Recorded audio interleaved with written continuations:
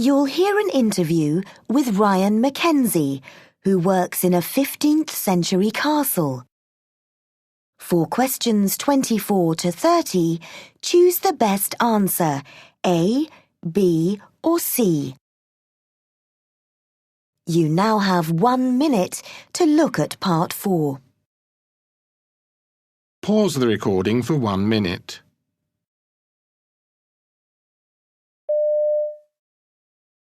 This afternoon, I'm at Frankby Castle, one of the best preserved ancient buildings in the north, and I have with me Ryan Mackenzie, the Chief Warden. Tell me, Ryan, how does your working day begin? Early. I have to be here by 7:30 to collect the keys and let the cleaners in. Then I make sure all the other employees arrive on time and tell them what needs doing during the day. I'm in charge of 15 people here, so there's a lot to think about, especially as the manager doesn't come in until later. And what do you normally do the rest of the day? A whole range of things, including frequent security checks. There are some extremely valuable items in the castle. And ensuring proper maintenance of things like the lighting and the bathrooms. But above all, I have to make sure that the public, once they're admitted after 9 o'clock, can tour the castle without getting hurt. The walls here are very high, and some of those old stones are quite loose. But we've never had an accident, I'm pleased to say. We've got good staff. So, what qualities, would you say, do you need if you want to work here? That partly depends on the particular job. But in general, the first essential is being able to walk a lot, going up and down lots of stone stairs all day. There are no lifts here.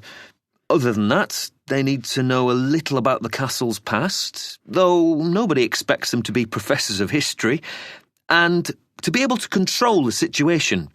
Some of our people are ex-policemen or women, but that isn't essential. The uniforms you wear are quite military in style, aren't they? How do you feel about the one you wear? I know some people say it's very old-fashioned and all that, but to my mind, part of its function is to continue the traditions here.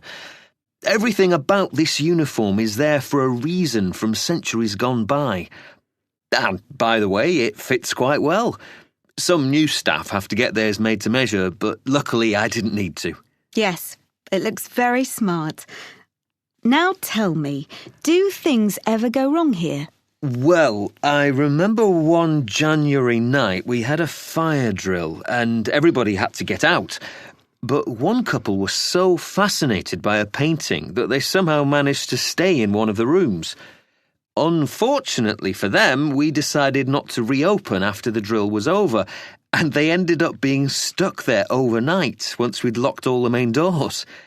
When the cleaners heard sounds in the morning, they thought they must be art thieves and were about to call the police until the woman could explain what had happened. I imagine somebody got into trouble over that.